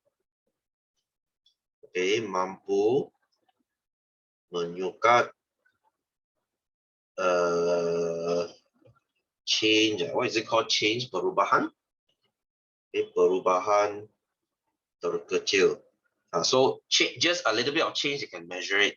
Meter is meter or meter. Ying, that's a very good question. I write it in, usually I write TER, but some books, they say TRE. Both cases are accepted. Okay, it's just like fiber and fiber lah. Okay, fiber and fiber. Which is correct? Both are correct. It's just that this is UK spelling, this is US spelling. Both cases are accepted. Okay, so don't worry about small stuff like this. It's okay. Okay, it's okay. So 3 marks here. Why are they giving so many marks here? You should only get like 2 here. So answer according to your marks, guys. If they give you 2, they will give 2 points. If they give you 3, you give 3 points. Don't silly go and fill up all the lines. Guys, do not fill up all the lines. Just because they give you 3 lines doesn't mean you fill it up. You fill all the lines. No. Okay, you should not fill all the lines. If you fill up all the lines, that means your answer is too long. Usually it's like that. Right? So they can measure the smallest change. That's why they're the most sensitive. Okay, so next D. Okay, let me zoom out a little bit. So without an object, it's like this. Can you see this is positive 0 error? Okay, this is positive 0 error. All right, positive here, positive 0 error. And of course, this one is something, it's less than 0. So this is negative 0 error. Okay, so let's look at the with an object. What do you see here? So again, read the big scale first, then read the small scale. Okay, read big, then read small. So what's the big one? I stop at here, right? Okay, so this is 1 cm. And then the bottom one, which line lines up? You have this line lining up, the 6th line. So this is 0.06. So the reading is 1.06 cm. But this reading is wrong. This reading is wrong because there's a 0 error here. So what's the 0 error? So you have the 3rd line lining up, which is 0.03. So I have a positive of 0.03 cm, which means this is a false reading because I have an extra 0.03. So what do? Always remember, you minus your 0 error. I want to cut off my error, so I minus it off. So I will get 1.03 cm. That's the actual reading. This is the false reading. Okay, next. Okay, so this is negative 0 error. So let's look at the real thing first. So this is 1, 2, and then this is 2.5. The main scale is 2.5 mm. And then the vernier scale, this is 35, 36, 37, 38. So this is 0.38. So you put it together, you would get 2.88 mm. But then again, this is false reading. False reading because you have a negative 0 error. So what's the 0 error? You have 0, 1, 2. The second line lines up. So you have a negative 0.02 mm of 0 error. That's a 0.02 less. Just now it's 0.03 more. So what do? You take your reading, you minus your error. Always minus your error. I don't care they are positive, I don't care they are negative. You always minus off your error. So negative becomes positive. Okay, so you get 2.90 mm. Do not cut this 0 off, guys. I know 2.90 and 2.9 is the same, but you include this 0 because your micrometer screw gauge can measure up to 0.01. That's 2 decimal place. So you should write back 2 decimal place. I have seen students who get this question wrong because they cut off the 0. They just write 2.9. The teacher give him wrong because you should include the 0. I know it sounds very stupid, it sounds very trivial, but this 0 is to show that this is a micrometer screw gauge. All right, so if you don't include this 0, your answer will be wrong. Okay, so again, you always minus off your 0 error. Don't care whether it's positive or negative, you always minus it off. Okay, really easy, So this is nothing, this part is nothing difficult. So calculate the actual reading, done that already. So determine the type of error that occurs in D, state the cause of error. So what is this error? This is your 0 error. Okay, Ralat Sifa. So what's the cause? Cause of 0 error is due to instrument. Okay, this is caused. Okay, caused by instrument. Okay, disebabkan oleh alat. That's why you see why this kind of ruler, this kind of micrometer screw gauge, why are there cheap ones and why are there expensive ones? You see, when it comes to anything, you have expensive and cheap things. Okay, even piano is the same thing. You have the really, really cheap piano and you have the expensive piano. Even guitar is the same. You see, why some guitar that can cost you few $100,000 and why some guitar is only like, I don't know, $100? Because the $100 one, they always run out of tune. Okay, same goes to your piano. Cheap piano, they always run out of tune and then the tone sounds like shit. Okay, because they are cheap they are inconsistent. The instrument is not very quality. So same goes to this one. So if you spend cheap money on cheap instrument, well, your reading is going to be wrong. Okay, your reading is going to be wrong. So of course, the expensive instrument is expensive for a reason. Okay, you think they simply just want to cheat your money? Okay, why do you think expensive piano costs you like few $100,000? Because they have the quality, okay, the tone and everything, they are consistent in their quality. Well, I mean, besides the fact that they are branded, okay, I mean, if you have a Steinway and Son piano, that's more of a flex. Okay, that's like the LV of your piano. You can show off to your friend. You get my piano, it's branded. Okay, yeah, I mean, sure, the quality is there, but it's more of a show-off factor. Okay, anyway, so I suggest one way to overcome the error in D2. So how do you overcome this error? You can either fix the instrument or you can use a better instrument. Okay, I know this sounds like a stupid answer, but yeah, you use better instrument. Okay, you change instrument. Okay, tukarkan alat. You change to another instrument. You use a better ruler, you use a more expensive one. Okay, so when it comes to all these measuring instruments, there are a few brands that are very good. Okay, like there's a Japanese brand called Mitutoyo. If you use Mitutoyo, that thing is for sure accurate. They even use it in machine shop. All right, you know 3D printing? When it comes to 3D printing, you have to measure something really accurate. They will use very branded stuff because they give you the quality. Okay, you wouldn't want your 3D printing stuff came out to be all wrong because this thing is very accurate. Okay, so anyway, moving on. Let's go to number 4. So, wow, this is so easy. So 3 instruments here. The first one is your beaker. Okay, beaker in your English, BM. So this is conical flask.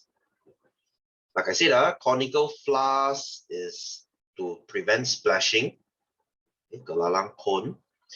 And C is your not retort stand, sorry. This is your tripod stand. Same like your camera tripod. This is tungku kaki 3. Okay, so drawing. How do you draw your beaker? Okay, it's like this. Conical flask is like this. I've got my drawing sucks. So your tripod is like this. Oh goodness me, what am I drawing? This is like a 5-year-old drawing. But hey, as long as you understand. I mean, in your exam, you at least use ruler. I'm just too lazy. Okay, I see they are not even asking for the function. They are not even asking for the function. So should you memorize the function? You can, but it's not as important as you think. Okay, so anyway, name the apparatus. Okay, we have done that. complete the table with outline drawings, done that. Classify them based on their use. So how can you separate them into two classes? Okay, I will separate it like this. This is to hold liquid, this is for heating. Because these two, they are the same function. Okay, so the use, one is to hold liquid. Okay, mengisi cecair. That would be your B, A and B. Oh, they want the name, sorry. They want the name, so that would be your beaker and conical flask. All right, short formula, I'm lazy. Okay, so one is for holding, is to hold apparatus for heating. Okay, untuk memegang radas untuk pemanasan. So that would be your tripod stand. So this is your tripod stand. Okay, this is a very new question. I've not seen this question before. All right, but still quite easy. So number 5, diagram 4 shows 4 apparatus commonly used in laboratory. Take on the apparatus with the correct 2D diagram. You must say, sir, what is crucible? You in some reference book you will see this thing, but it's not important for you. Crucible is to heat something to a very high temperature. Let's say now you're trying to melt metal. You are trying to melt, let's say, magnesium. Magnesium will melt at 700 degrees Celsius. So you will use this thing to melt because this thing is ceramic. This thing can tahan until 1005 or 1006. You can get very hot with the crucible. Okay, you don't do this with glass. Glass will melt before the metal does, because glass will melt at around 700 to 800. So you cannot use glass to heat metal. You use this thing called crucible. Okay, so you don't draw it like this because this is your evaporating dish. So this is wrong. This is for evaporation. Wire gauze is also wrong. Wire gauze is like this. So Bunsen burner is correct. Tripod stand is correct. So we have 2 correct here.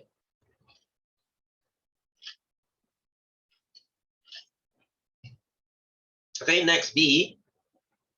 Complete the following by underlining the correct answer.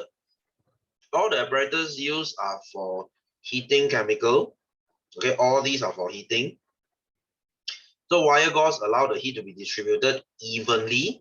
Okay, they want to evenly heat the beaker, not to just heat one spot. That's why you use the wire gauze. So next, number 6, micrometer screw gauge again. Let's skip this because we have done this already. Let's skip this. So let's go to question 7. So diagram 5 shows one measuring tool with this reading. Circle on the correct reading. This would be 4.6. Because you see, from 4 to 5, one division is like 4.2, 4.4, 4.6, 4.8, and 5. So that would be 4.6, not 4.3. Very common sense lah. So type of error, this is your zero error, Ralat Sifar, and this is your parallax error. Okay, Ralat parallax. You see, this chapter is really simple. It is what it is. What you see is what you get. However you memorize, this is however you get. So the correct reading is here. Oh goodness me, so simple. Okay, so number 8. So how do you do scientific investigation? So you identify the problem first, then you form your hypothesis. Okay, in BM it's called hypothesis. Then you make your variables. Okay, pemboleh ubah. Then you plan and do the experiment, and then you collect your data. Okay, kumpul data, and then you analyze your data, then you write your conclusion. Okay, kesimpulan. Then you write your report. Right? You should form the hypothesis first before variables. Okay, I know usually we start with the variables first, but we form the hypothesis first. Hypothesis is the guess. Okay, it's the guess. Guess what is happening. If this experiment is proved to be true, then your hypothesis would be your conclusion. Your guess is correct. Your hypothesis is correct. So I think you learned this in primary school already. Okay, so next, number 9. During science class, Dahlia and a friend were given a task to determine, density. Here comes density. of substance E, which is an irregular solid substance, like our stone just now. You cannot calculate the volume of a stone. So what do? What is the method called? This is called your water displacement method. Like I said, for sure it will ask one.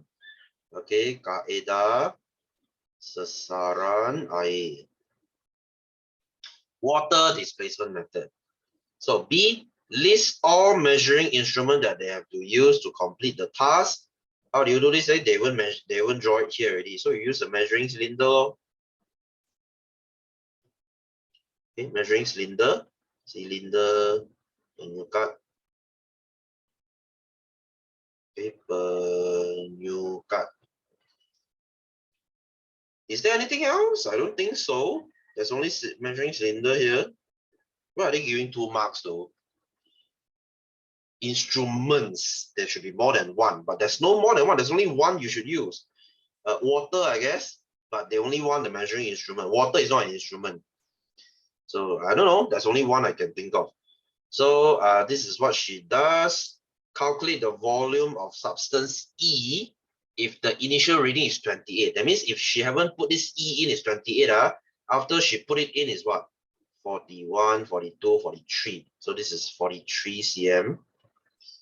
All right, so you would take 43 minus by 28. So you would get 15 cm. Yeah, 15. So that means this object's volume is 15. So that's how you measure the volume of an irregular object. So given that the density of the substance E is 8.92, calculate the mass of E. So again, you use your triangle, your pyramid. So your mass is here, your volume is here. Because mass divided by volume, so mass is up, volume is down. So density is here. All right, so what do they want? They want the mass. How do you calculate the mass? So you cover the mass. So it's density times volume, because density and volume is side by side. So it's density times volume. So this is how you use your pyramid here. So density is 8.92. Volume is 15. Okay, wait, let me get my calculator. 8.92 times 15, I would get 133.8.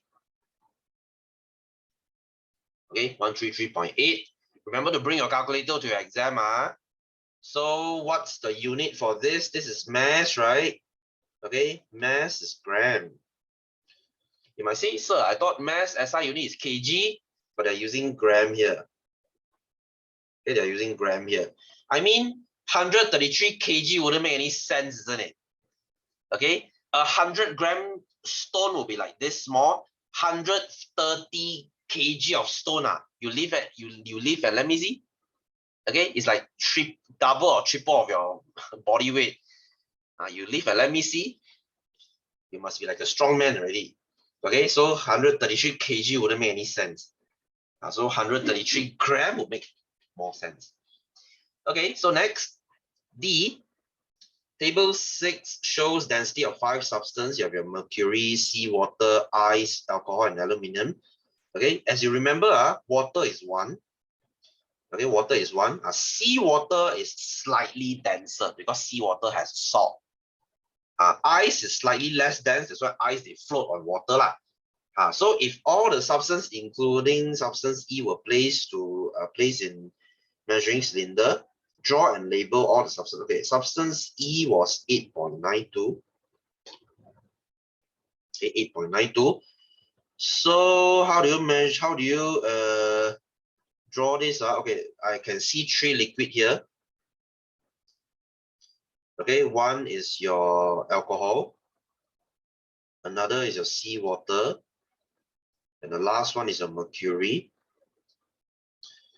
Okay, so that will be these 3: mercury, seawater, and alcohol. So ice is 0.92, so ice is here. Okay, between alcohol and seawater, because the density is also between here. So right in the middle of these two.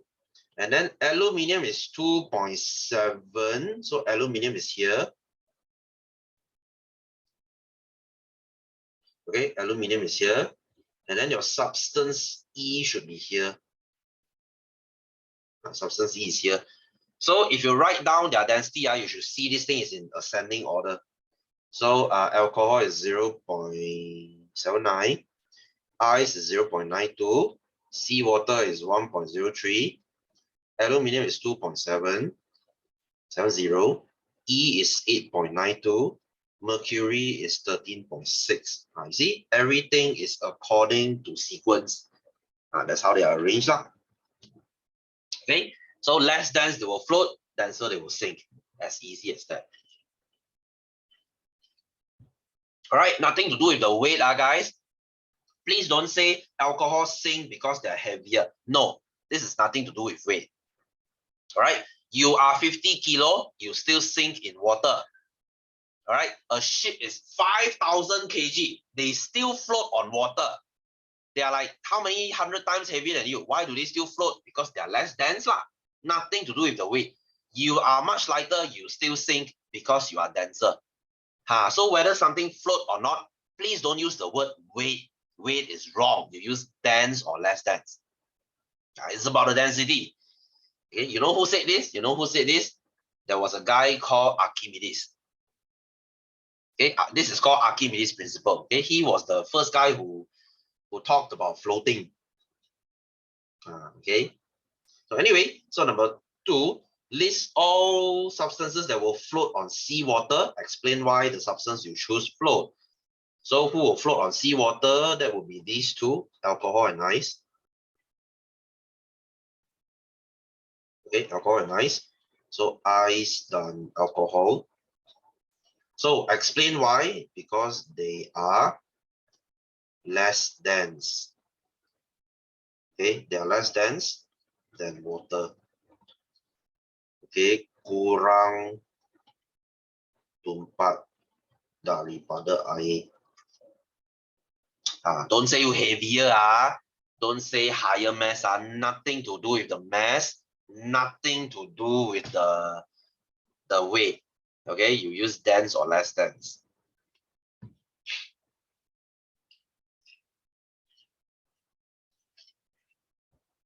Okay, anyway, moving on.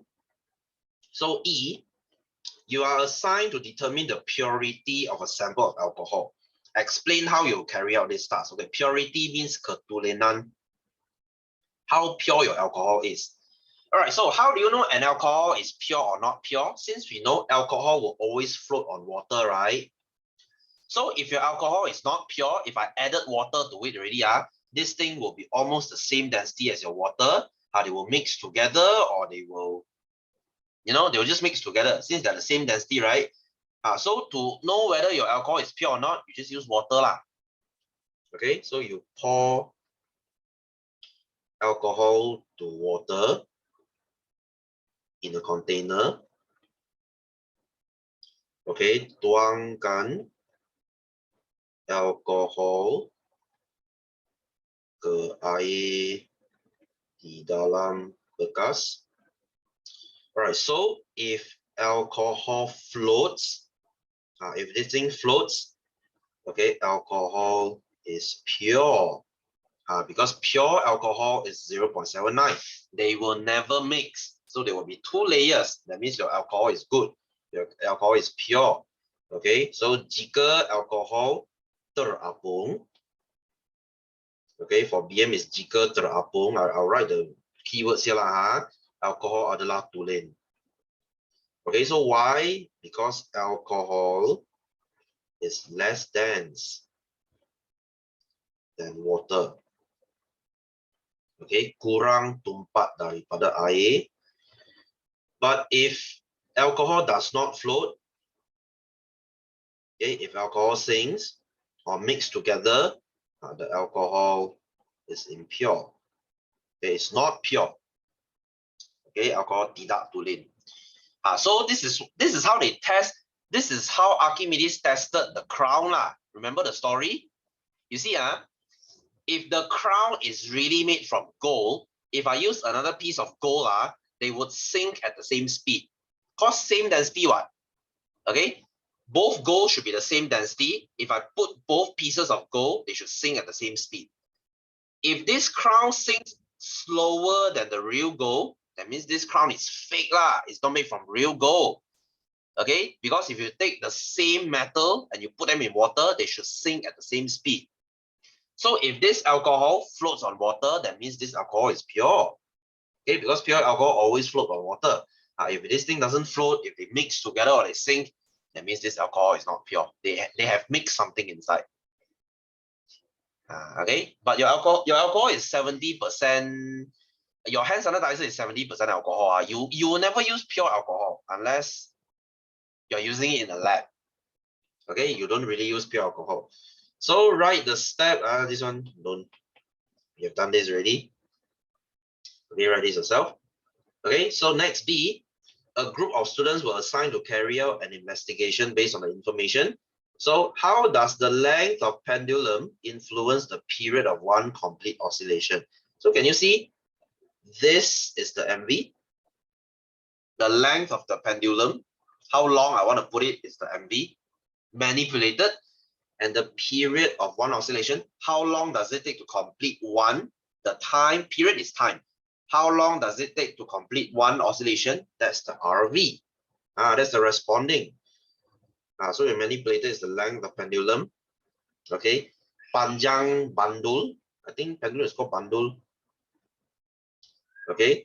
RV is the period of one oscillation. Masa untuk satu ayunan. Oscillation is called ayunan. So what about the constant? What are the things you don't change? I can say the mass of pendulum. Mass of pendulum. You should both use the same mass. Shouldn't change because mass of pendulum that can affect the period. If I use something heavier, I swing slower. Okay? If I use something lighter, they swing faster. So this thing shouldn't change. Okay, so by the problem statement, you can see your MV and your RV. This is why I said if your MV is wrong and your RV is wrong, your problem statement will be wrong, your hypothesis will be wrong, your experiment will be wrong, your conclusion will be wrong. Everything will be wrong. So your variables are very important. Right, so C, so this is the result. So the long, can you see? If my pendulum gets longer, the time becomes longer also. So based on table 7, draw a graph. Okay, plot this graph yourself. Okay, graph is in maths. This is not my job. You don't know how to draw graph, you don't know how to plot graph, you go and find your maths teacher. So based on the graph drawn, state the relationship between period of pendulum length. Sorry. Okay, so the longer the period, the longer the pendulum. Okay, the longer the pendulum, the longer the period. Okay, semakin panjang bandul, semakin panjang masa. Of course, you write the whole thing lah. The period of oscillation of a pendulum. I'm just too lazy. Okay. In fact, for my Form 5 and Form 4s, I will just do like this. Length, I'll just put an arrow going up. Period of oscillation, I'll put an arrow going up. So up means longer. You get the point. Okay, this is for your reference. Okay, I'm not checking your homework as long as you understand. So number 2, based on your graph in B1, predict the time taken for 10 complete oscillation. Okay, fine. We don't have a graph here, so skip. Let's skip. All right, so next, number 11, name 3 apparatus that can be used to fill or contain liquid chemical. So many lah, beaker, test tube, boiling tube, conical flask, flat bottom flask, any 3, practice yourself. So B, Mr. Lim wants to heat 50 ml of chemical liquid ethanol. What is ethanol? Ethanol is alcohol. Alcohol has many types. So from a bottle, name the technique which can be used to heat up alcohol. Draw the hazard symbol. Okay, alcohol is flammable, so the symbol would be like this. Okay, my drawing sucks, okay, but you get the point. So what is the technique? Okay, you should heat slowly. Okay, slowly. Panaskan secara perlahan. Why? Because alcohol is very easy to evaporate. You see, you use your hand sanitizer on your hand, just by rubbing it for like 10 seconds, the thing is gone. So imagine heating with fire. If you use strong fire, this alcohol will just evaporate like in no time. So you have to heat it slowly.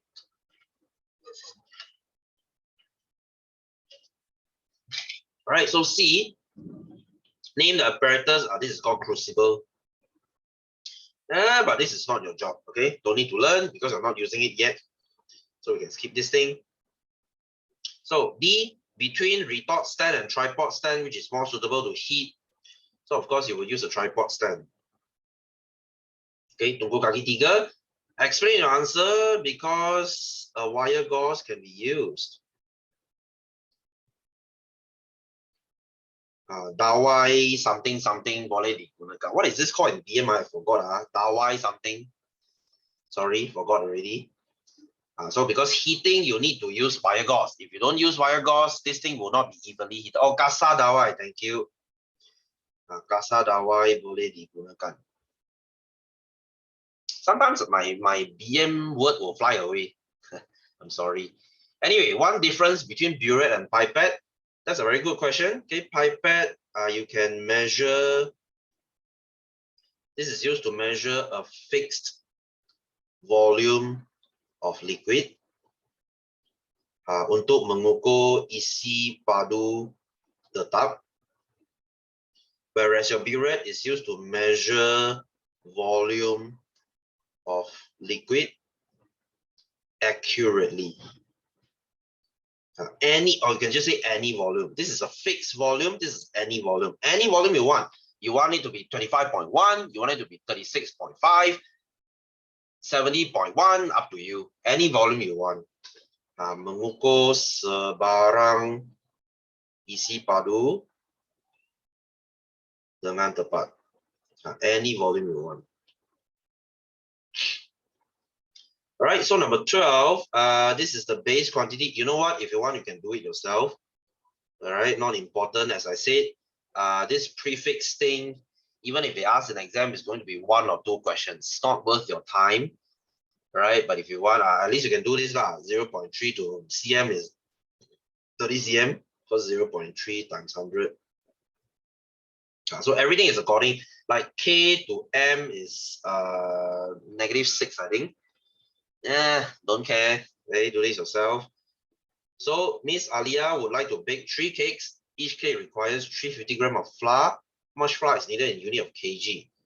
So 3 cakes times 350, that would be 1050 grams, and that would be 1.05 kg. Don't tell me you don't know how to convert this. Guys, this is in primary school. That's not my job already. Do this yourself. So C1. Puan Aina wants to make a dress. She told the shopkeeper she needs 4 arms length of cloth. That's a stupid way of measuring. Can she get the required length of cloth? No, of course. Okay, why? Because the shopkeeper's arm length is different from hers. Panjang lengan adalah berbeza. Okay, panjang lengan berbeza. So if I'm a basketball player, my arm length is freaking long. But if you're a 150 cm tiny girl, then your arm length will be very short. And that wouldn't be very fair, isn't it? So number 2, state a better way to measure the correct length to replace the method. State what advantage. So you can use a meter rule. Okay, pembaris meter. Okay, pembaris meter. So one advantage, the length will always be the same. Okay, panjang adalah sentiasa sama. Always the same. 1 meter is always 1 meter. 1 kg is always 1 kg. All right, so you know what? I think I'm going to stop here today. I hope this revision is helpful, right? Although it's a Sunday, you still came. Okay, thanks for that. So I hope you the best, wish you the best in your exam. So chapter 2 revision, we will do it in our normal lesson. All right, so if you're from my class, I will see you in my normal class. So wish you have a happy Sunday. I will see you soon. Right, so take care. Bye-bye.